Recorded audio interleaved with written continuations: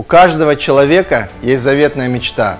Она рождается в нас с самого детства.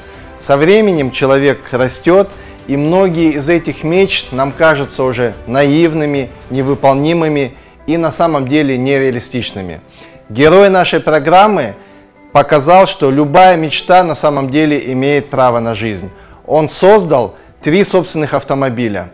Меня зовут Говард Син, и сегодня мы поговорим с вами, как создать свой собственный автомобиль с нуля.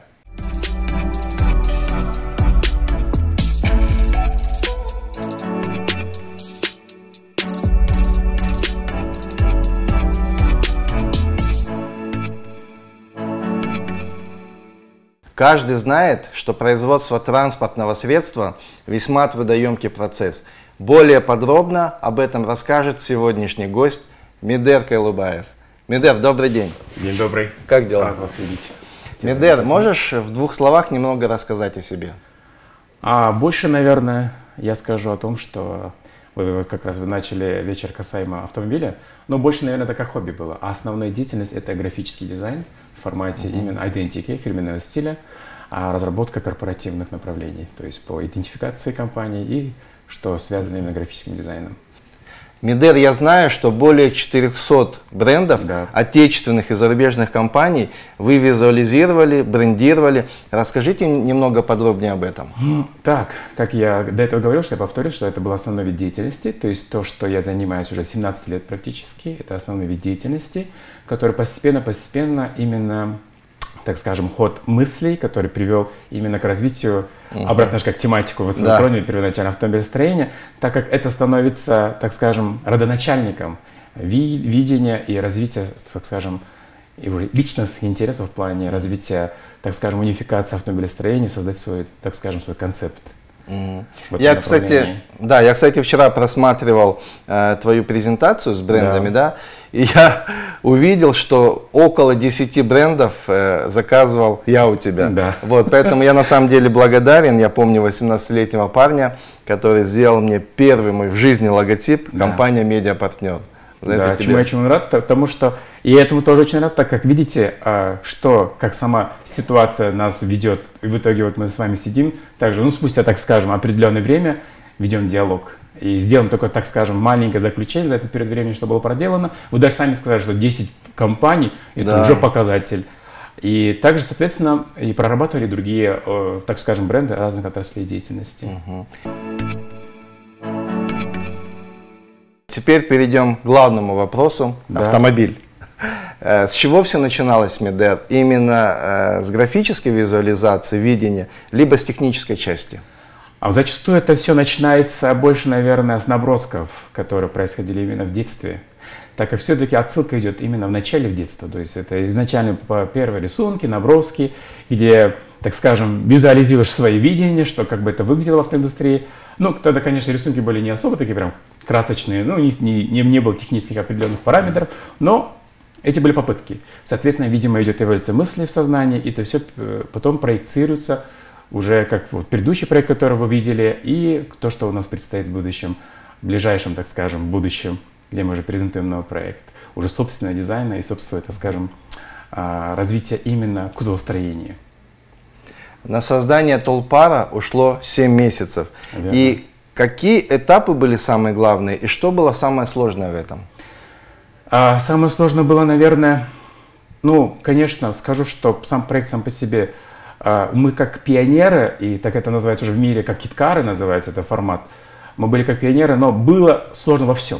Потому что интеграция, так как у нас как таковой, так скажем, в стране нету практики, где бы мы могли бы обосновываться чем-то, брать к примеру. Но, несмотря на это, мы брали интернет-ресурсы и изучали, и в итоге интегрировали все наши знания, опыт, который есть мировой. И в итоге то, что результат как получился, вы уже видели. Да. И тем самым это стало такой попыткой, где мы хотели бы реализовать дальнейшие проекты и обосновываясь на тот опыт, который мы набрали в предыдущем проекте с Толпаром как раз. А вы спросили касаемо, какие сложности. Сложности были в разработке кузова, так как она имеет не просто одну плоскость, она имеет грани, она имеет так скажем, измерения. Поэтому здесь было действительно сложновато, но мы это обуздали. Как раз вот в процессе обучения, в процессе стройки мы получали опыт и интегрировали все наши знания. Кстати, я вспомнил очень интересный, смешной момент, когда я один раз к Медеру зашел в гараж, где они создавали тогда свой автомобиль, и Медер там что-то под каким-то колесом что-то делал. Мне так смешно было, потому что всегда я его видел за компьютером, он строит дизайны, логотипы, а тут с молотком в одной руке молоток, в другой плоскогубцы, и он под машиной. Медер, расскажи, какие самые интересные трудности, либо казусы смешные у тебя были, когда ты строил свой автомобиль? Он на самом деле был каждый день практически. Кстати, вот самое классное, когда строишь такие проекты, сама атмосфера. Та атмосфера, которая происходит между, так скажем, ребятами, ну, так скажем, сотрудниками, командой и в реализации. Юмор очень хорошо помогает, так как задача, она не из легких в плане, так скажем, технических моментов. И юмор, он как-то разбавляет, и, так скажем, сама атмосфера, она адаптируется под нашу же ауру. Соответственно, казус был такой, когда у нас вот в Тулпар Карагер как раз дверь у нас называется «Крылья чайки». Она вертикального взлета, да. Вертикальное открытие. И как-то раз, получается, я проектировал пороги и попросил, так скажем, сокомандника подержать дверь.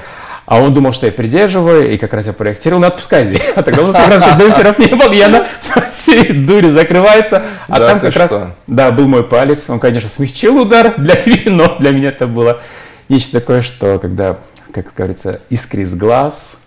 Но я так назвал, что в этот момент, конечно, я был очень зол, но к этому подошел более юмористично, сказал, что пусть это будет маленький жертвоприношение этому проекту. Да, ну, слава богу, все венчалось, так скажем, хорошо. А когда что-то всегда происходит, оно становится фрагментом и отсылкой, и нарицательным элементом этого события. И вот всегда, когда пальцы защемлю до двери, я всегда вспоминаю отцу, когда вспомнил, строил проект, так скажем, неуспешно закрыли дверь. Но постепенно мы это все сделали, и в итоге двери у нас стали крылья чайки, все интегрировали. И, как вы можете видеть в видеороликах и фотоотчетах. Да, и я когда Медер был, я не только за тобой внимательно наблюдал, а также за твоей командой.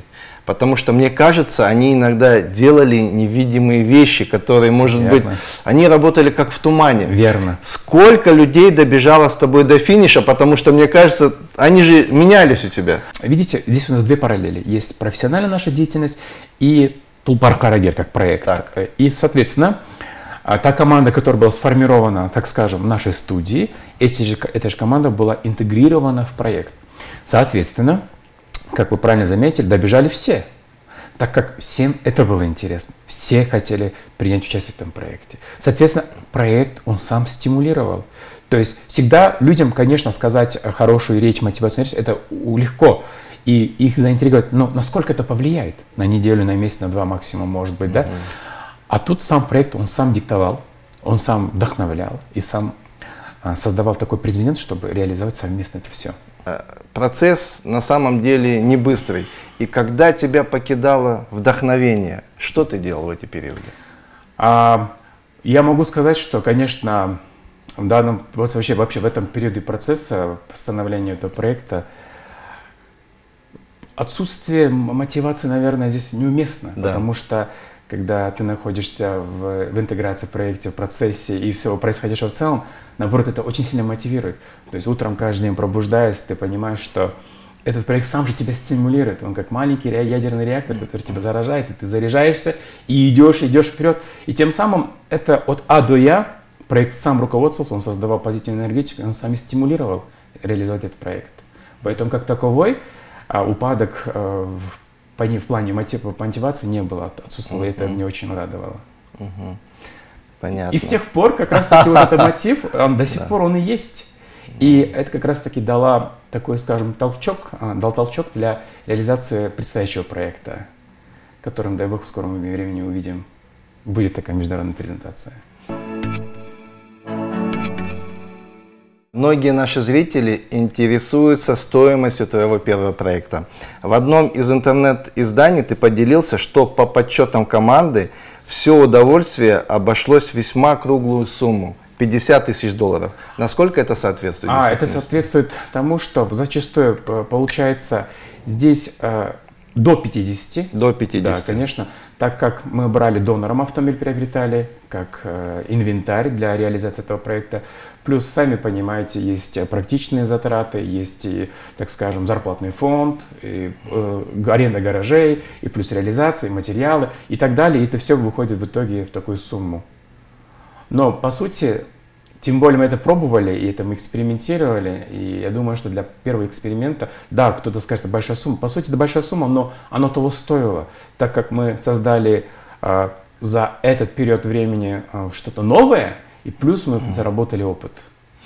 Скажи, Мидер, а можно ли это было сделать дешевле? И вот нас смотрят молодые ребята, которые тоже, возможно, хотят создать свои автомобили. В какую сумму им можно вложиться? Вы знаете, это такого нету, как такой определенной суммы, потому что это не конструктор взял и купил, приобрел и сделал. Здесь, наверное, больше абстрактно. То есть абстрактно в плане подразумевает то, что какую сумму вложить и сделать проект, это невозможно объяснить, потому что нет этой цены. Бывает, проект можно сделать, реализовать и на дешевую сумму, можно и на дорогую сумму денег.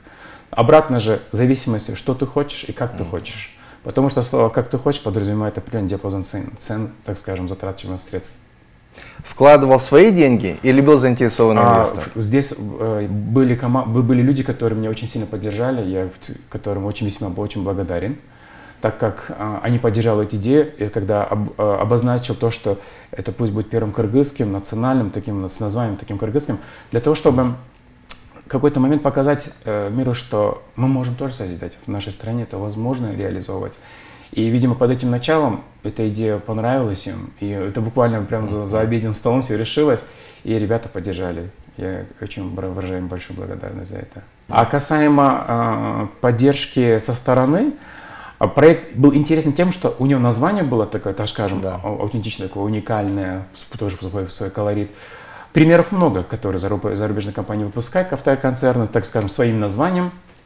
Даже примеры приведу, там, Ferrari Testarossa, либо Lamborghini Aventador. Но как они звучат, да, их национальном языке. И также, опираясь на это, я хотел создать такое более национальное, где присутствовало наше название и характер.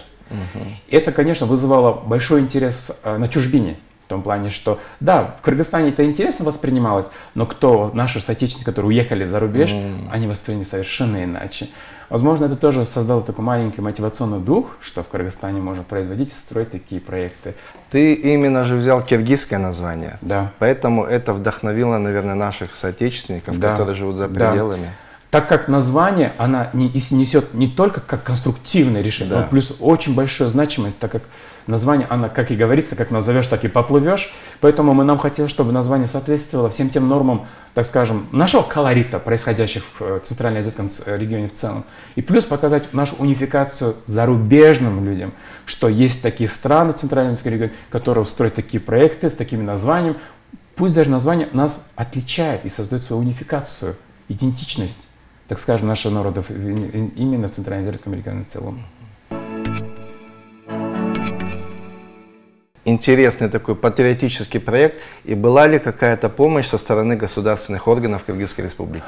Это, наверное, больше, была наша личная инициатива. И здесь мы попытались попробовать показать, так скажем, буду благословен, пусть это было миру, что мы можем, а потом уже показав это, может быть, со временем реализовывать совместно с государством, скажем, определенными компаниями, меценатами. Но для начала мы попробовали реализовать эту идею самостоятельно, показать, имеет ли место быть этой идеей. Но мы много чего поняли, как раз за этот период времени он нас обучил, и это была очень хорошая, полезная практика. Мидер, вот в Кыргызстане я знаю только одного человека, который построил несколько автомобилей. А за кем ты наблюдаешь, кем ты вдохновляешься, на кого ты подписан в Инстаграме и в Ютубе? Да, хороший вопрос. Наверное, как и все остальные люди, которые ищут, так скажем, обзоры блогеров по интересам, у меня есть такие же ребята. Конечно, обратно же мир, даже помимо того, что они интересуются или не интересуются автомобилестроением, но они знают, кто такой Илон Маск. Да. Это такая, так скажем, величина, так скажем, бренд, который действительно меняет стереотипы мирового мышления. Когда ему говорили, что леди знает, что не получится, но он показал миру, что это получится. И знаете, возможно, эта тенденция, именно этот принцип, который он меняет сознание человека, так скажем, человечества, и влияет на нас тоже. Кто сказал, что это невозможно? И вот мы тоже попытки совершаем. И дай бог, то, что я сейчас говорю, в процессе завершения нашего текущего проекта, каждый человек, он даст самооценку на текущий момент, как наш проект будет реализован.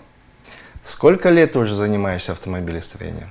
Получается, с 2013 года, уже как 9 лет. 9 лет. Выходит так, 9 лет. Хороший цикл. Да, 9 лет хороший цикл. За это время много чему научились, много чего освоили. Даже элементарно понимание, как к этому проекту подходить. Потому что каждый день это по-своему новое решение, где надо интегрировать. Потому что когда первый сталкиваешься, много задач, прям горизонт. И каждый раз, каждый день берешь пропорционально и решаешь эту задачу. И каждым разом постепенно, как говорится, решаешь задачу по мере поступления. Да, я знаю, у тебя твой следующий очередной автомобильный проект, он на стадии готовности 70%. Верно. Можно ли немного приоткрыть занавес, да. назвать название этого проекта, да, конечно. И что сейчас с ним происходит? Как он называется? Он называется Кунан Тайтору. Обратно Кунан же Тайтору. Отсылку, да, мы делаем. Вот футболочка, да, кстати? Да, это именно, так скажем, мерч наш, и плюс толстовочка. А Кунан Тайтору, почему мы так назвали? Так как мы обратно же опирались на, так скажем, культурные наши ценности. И когда ожидается мировая презентация, конечно, это у нас перспектива, мы хотим к этому стремимся. И чтобы именно название нас обратно же унифицировало, чтобы название за себя говорило, что такое Кунан, что такое Тайтору. И отчасти таким образом мы показали бы миру наш колорит, нашу самобытность, кто мы есть в мировой арене. А сколько времени тебе осталось до завершения твоего проекта? Как вы сказали, 70% реализовано, вот, около 30%, и мы сейчас прилагаем все усилия в течение, так скажем, первых 2 кварталов этого года завершить и сделать большую презентацию. И как раз об этом зритель уже узнает, и будет прямая трансляция. Мы прилагаем усилия для реализации этих идей по части презентации во всех СМИ и плюс, так скажем, через интернет-каналы. Это спорткар? Это спорткар, задний моторно-спортивный двигатель. Какая мощность двигателя? Получается у нас оппозитный двигатель на 300 сил, то есть на 300 лошадиных сил. Можешь раскрыть цвет машины? Белый жемчуг. Ох ты, здорово. Да, так как предыдущие 2 проекта они были черного. Черного стиля. И именно чтобы контрастно было, обратно мы как раз таки сделали новом колорите. Так как предыдущие проекты были на базе, например, Карагер был на базе BMW E38. Да, я соответственно, помню. это уже немецкий автопром, а тут полностью своя база. Кроме двигателя и, так скажем, коробки передач и на механизации. Остальное пространственная рама, шасси, кузов полностью проектирован нами. Ух ты, здорово. Да, это что-то новое будет. И что здесь хорошо, например, в процессе, если это интересно, технические параметры, Да. когда мы на базе BMW строили кузов, мы интегрировали это, как повторюсь, это обратно был киткар, то база шасси, она диктует свои стандарты. То есть мы не можем выйти за эти стандарты, есть определенные габариты. Мы должны к этому, так скажем, прислушиваться.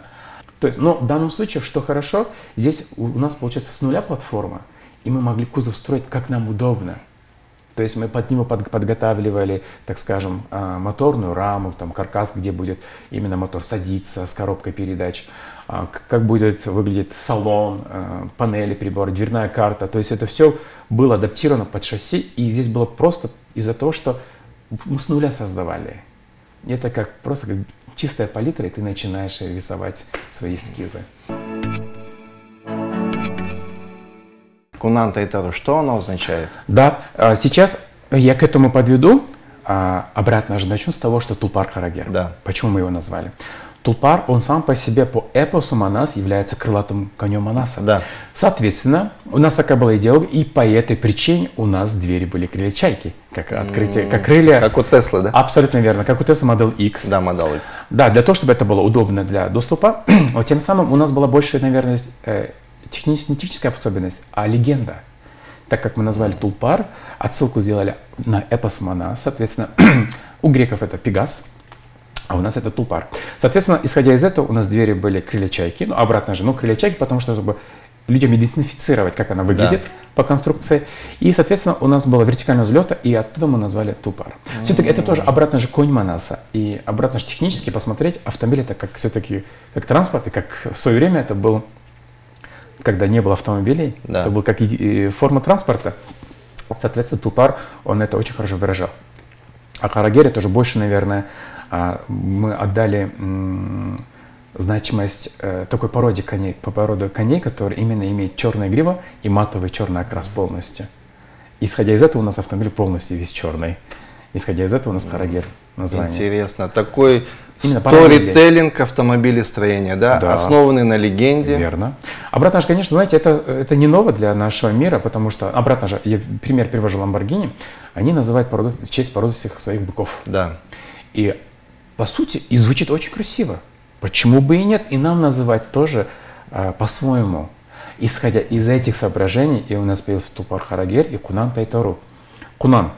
Что означает Кунан? Это у нас третий проект.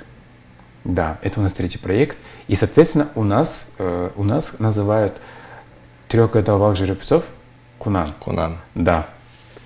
Идет, получается, Кулун, Тай, Кунан. И потом уже Бышты.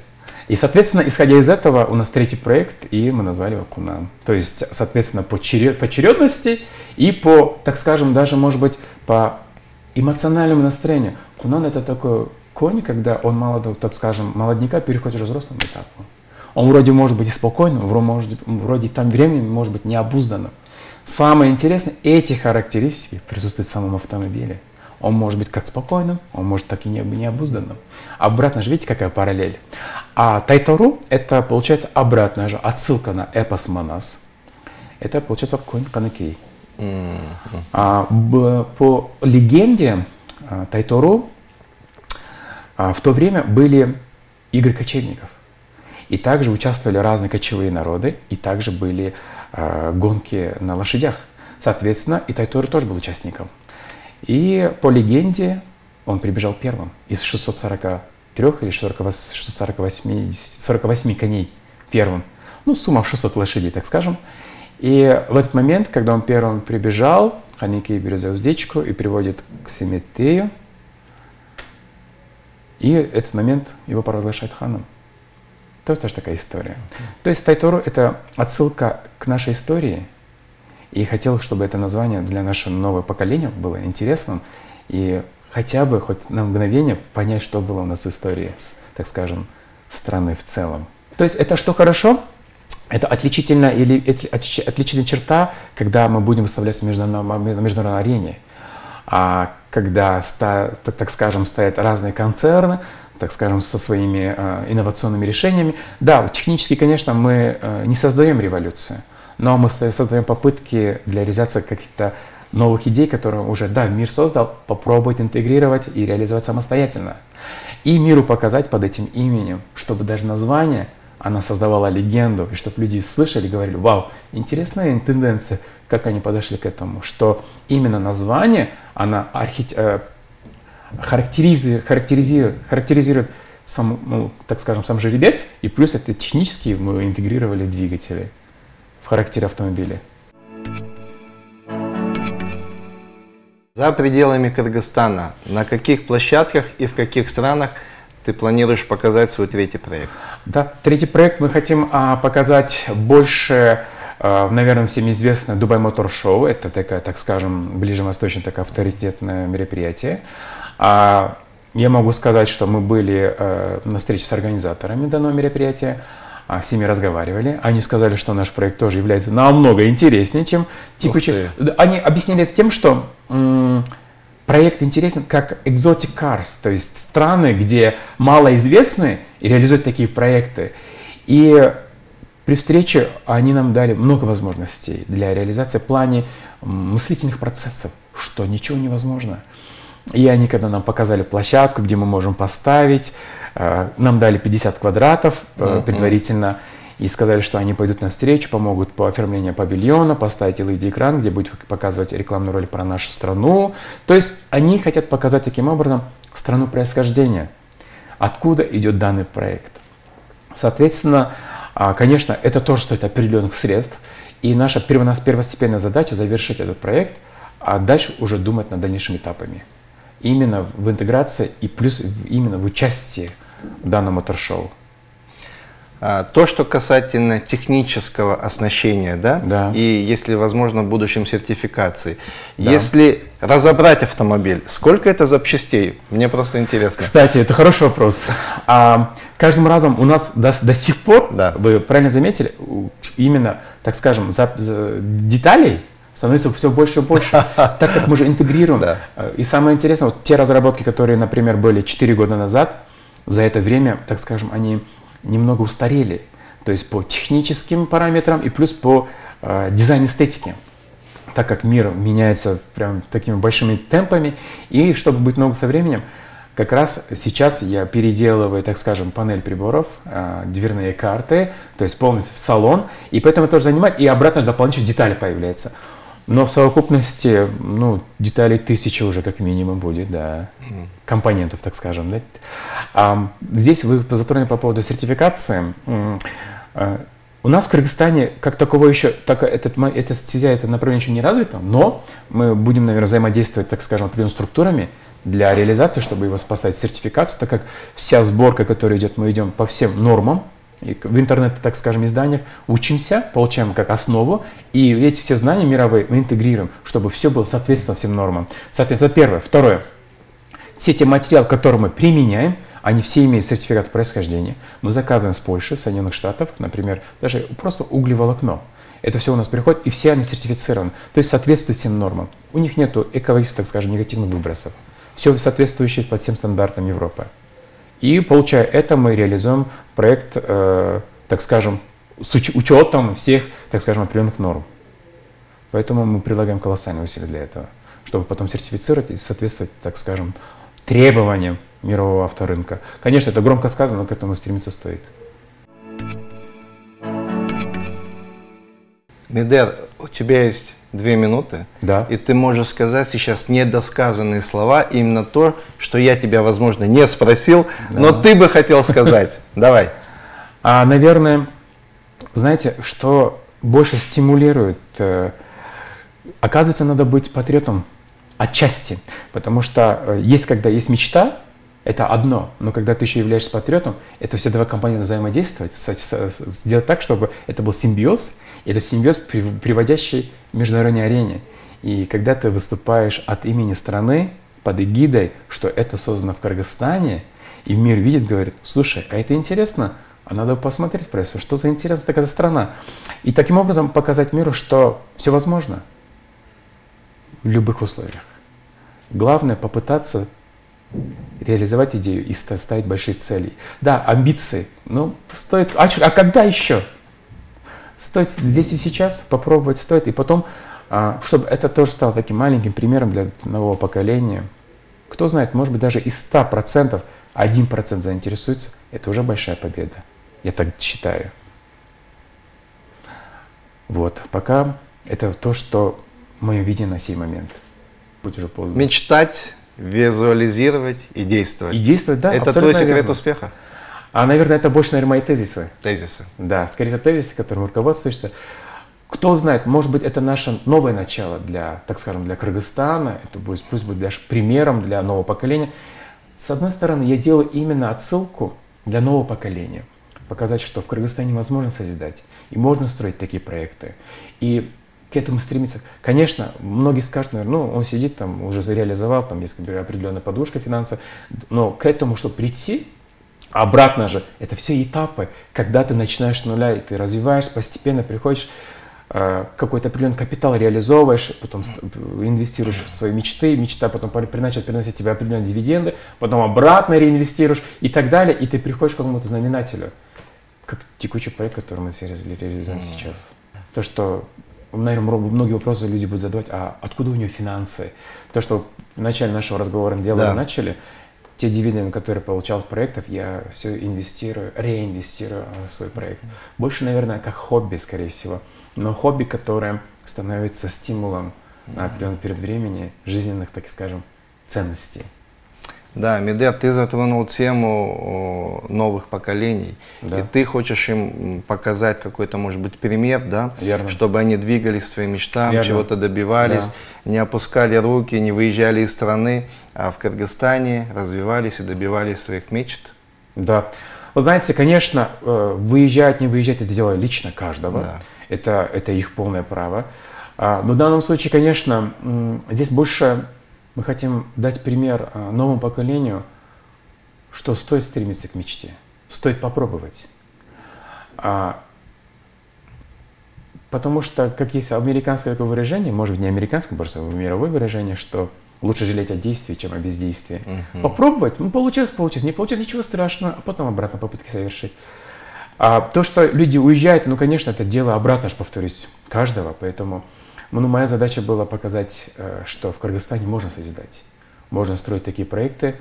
Многие говорят, да, это амбициозные, так скажем, за рамки выходящие, такое крышесносное, но каждый по-своему интерпретирует. Но это была моя мечта, и я хочу эту мечту реализовать и показать миру, что это возможно.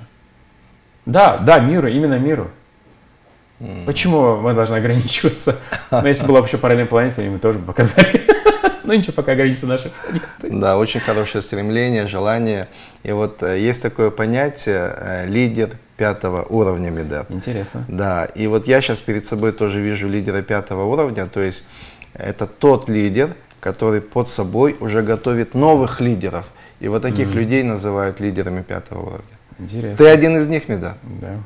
Я рад слышать это. Да, я благодарю тебя за беседу. Я думаю, для наших зрителей она была очень полезная. Надеюсь. И в конце короткий блиц-разбор. Позволишь? Да, разумеется. Я также являюсь мастером тибетской цифровой науки. Да. И дата рождения – это на самом деле цифровой код человека. Ну, не будем скрывать твою дату для наших зрителей, можно, да? 01/11/1984. Верно. Это твой цифровой код, и твоя карта-матрица говорит следующее. Давай так, 5 фактов от тебя. Хорошо? Да, это вы озвучите. Да, сейчас я озвучу. Будет интересно послушать. Первое – большая лидерская энергия. Второе – очень решительный и стратег, видит дальний путь. В миссии трансформатор, новатор, то есть в своих действиях ты создаешь что-то новое и выходишь, знаешь, за какие-то такие рамки, пределы, границы. Четвертый момент. Делаешь все по-своему, никого не слушаешь. Это может перевести тебя либо в твою яму, либо наоборот, это может тебе дать энергию и силы добежать до своей конечной цели. Верно. И пятый момент.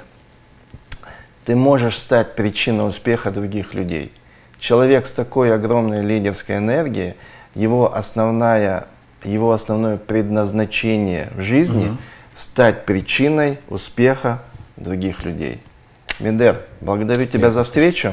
Взаимно. И будем наблюдать за твоими успехами. Будем, конечно. И когда будет анонс твоего нового проекта, расскажешь нам. Обязательно, с большим удовольствием. И я думаю, что в этой студии мы продолжим диалог. Это будет часть вторая.